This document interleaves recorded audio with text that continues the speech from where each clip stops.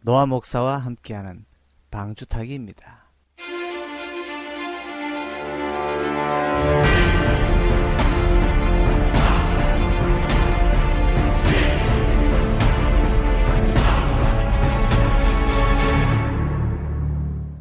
너희 중에 누가 벗이 있는데 밤중에 그에게 가서 말하기를 벗이여 떡 3덩이를 내게 구워달라.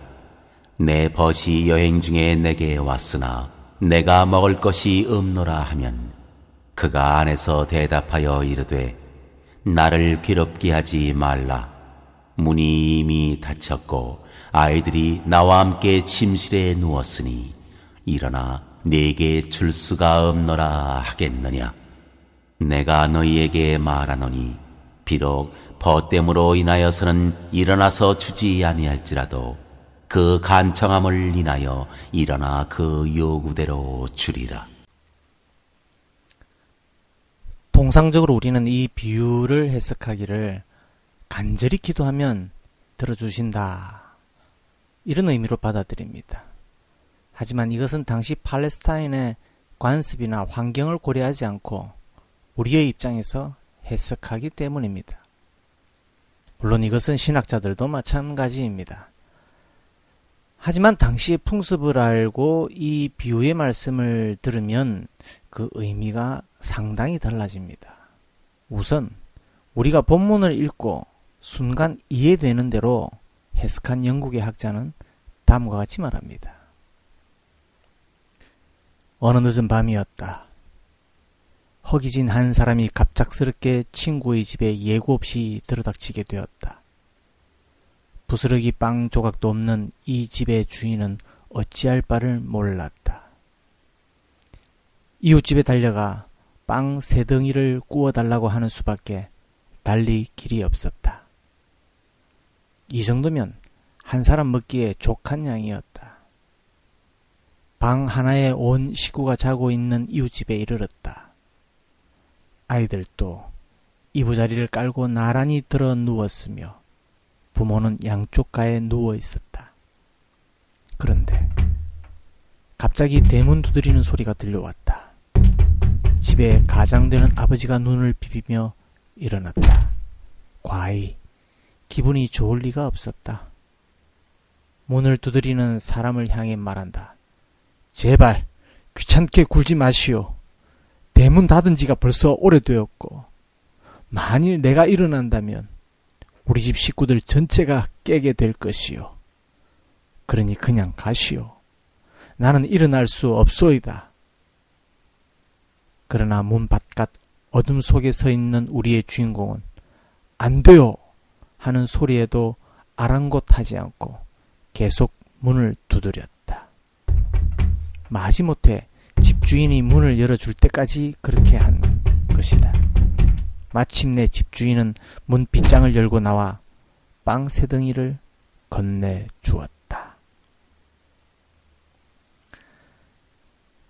그럴듯하게 들릴지는 모르겠지만 이런 통상적인 해석의 심각한 결점은 당시 문화적인 풍속을 고려하지 않았다는 것입니다.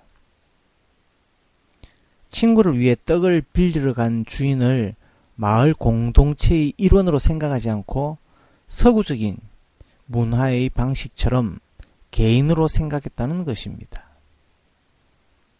그리고 비유의 열쇠가 되는 중심 단어를 부끄러움을 모름이 아닌 강청함으로 보았다는 것입니다. 자, 그럼 차근차근 살펴봅시다. 너희 중에 누가로 시작하는 예수님의 물음에는 2가지의 답변이 기대됩니다. 너희 중에 누가 그렇게 했느냐? 그러면 아무도 그렇지 않습니다 라고 대답을 하든지 네, 누구든지 그러합니다 라고 대답을 해야 합니다. 한순간도 망설임 없이 누구든지 동일한 대답을 할 수 있는 질문의 시작이 너희 중에 누가 이렇게 시작하는 질문입니다. 그렇다면 예수님이 말씀하시는 이 비유에서 한 친구가 있는데 그 친구를 한밤중에 찾아가서 요청하기를 여보게 나에게 빵 3덩이만 빌려주게나. 내 친구 중에 하나가 먼 길에서 나를 찾아왔는데 그를 위해 대접할 것이 없어서 이렇게 자네에게 부탁하네. 그런데 그 집 안에서 소리가 들려오기를 성가시게 하지 말게나. 대문 빗장도 질렀고 우리 아이들도 잠자리에 누웠으니 일어날 수가 없다네. 라고 했다고 하자. 너희들은 이러한 일을 상상이나 할 수 있겠느냐? 라고 예수님이 질문하시는 것입니다. 그렇다면 여기에 합당한 대답은 무엇입니까? 우리가 함정에 빠지는 것은 지금 예수님이 말씀하시는 당시로 돌아가지 않고 현재 우리의 입장에서 해석하려고 하는 것입니다. 지금 우리는 이 질문에 어떻게 대답하겠습니까? 물론 우리는 24시 편의점이나 또 24시간 하는 식당들을 통해서 해결하면 된다고 간단하게 대답할 수 있겠지만 그런 환경에 살고 있지 않는 곳이라면 어떻게 대답하겠습니까? 문을 열어주지 않거나 모른 척하여도 괜찮다는 생각을 할 수도 있고 또 어떤 이는 아니야 내가 가지고 있는 것을 주어야 돼 라고 대답할 수도 있겠지요. 우리는 양자다 자기의 가치관에 따라서 대답할 수 있습니다. 하지만 예수님의 질문은 우리처럼 그런 대답을 원하는 게 아니고요. 또 그런 대답이 나오는 것을 생각하면서 질문한 것이 아니고요. 당연한 대답. 그러므로 예상되는 대답은 아니요. 그럴 수 없습니다. 그것은 상상도 못할 일이지요. 바로 이것입니다. 이웃의 간청을 거절할 수 없다는 대답입니다. 친구를 찾아온 사람은 개인이 아니라 마을 공동체의 한 사람입니다.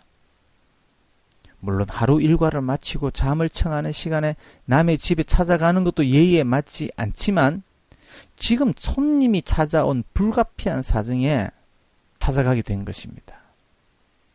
한 사람은 자고 있고 한 사람은 손님이 찾아와 빵을 구하고 있습니다. 여기에서 거절한다면 공동체인 마을 사람들은 빵을 구워주지 않는 사람을 뭐라고 생각하겠습니까? 예절과 규범을 어긴 사람으로 손가락질하게 될 것입니다. 그러므로 이 사실을 모두 공감하고 있는 사람들은 예수님의 질문에 아니요, 그럴 수 없습니다 하고 대답하는 것입니다. 이제 그 내용을 살피면 주인은 왜 빵 3덩이를 요구했을까요? 집에 찾아온 손님이 3명이라서 그렇습니다.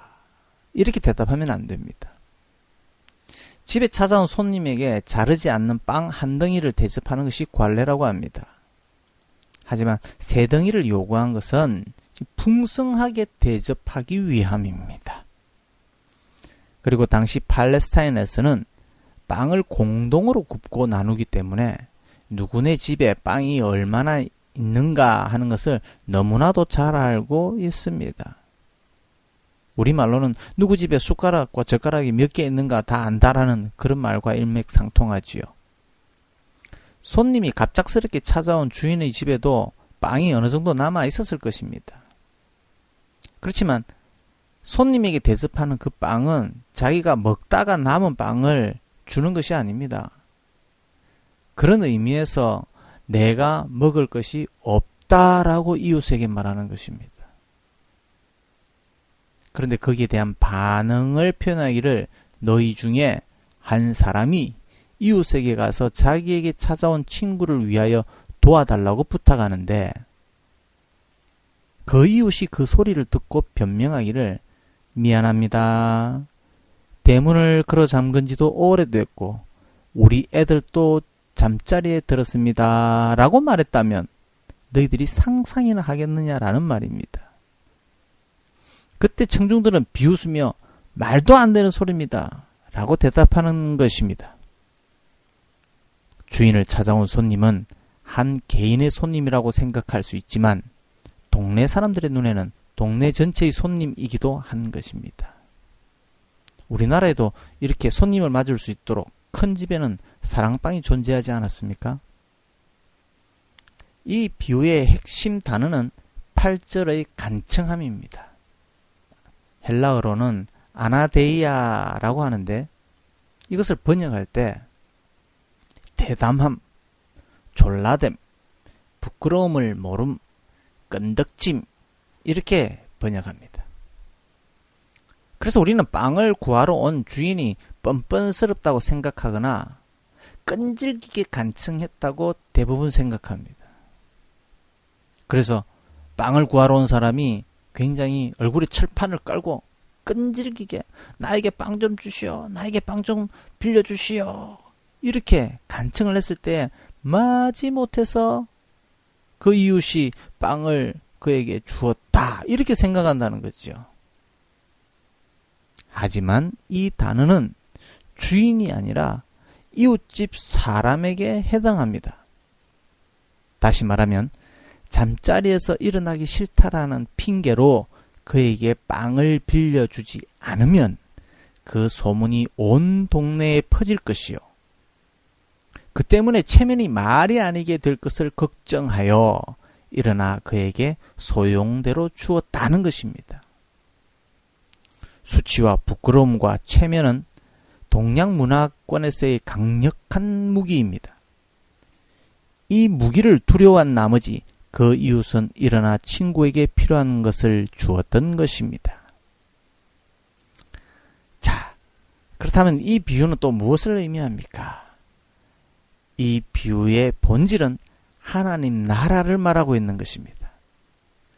그리고 하나님의 왕권적 통치의 한 측면을 보여주고 있습니다. 주인이 빵을 구하러 간 이웃 주민은 당연히 빵을 줄 것입니다.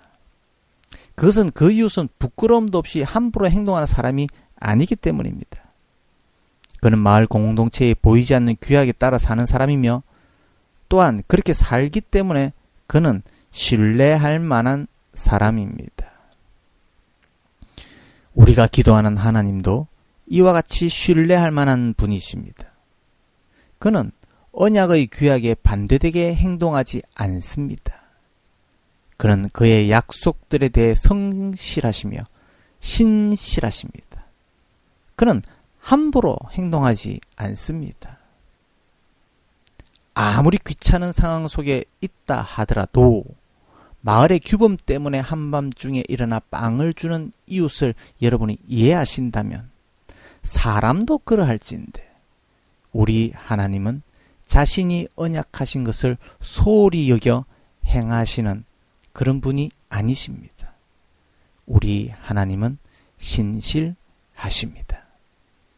바로 예수님이 이 비유를 통해서 말씀하시고자 하는 핵심입니다.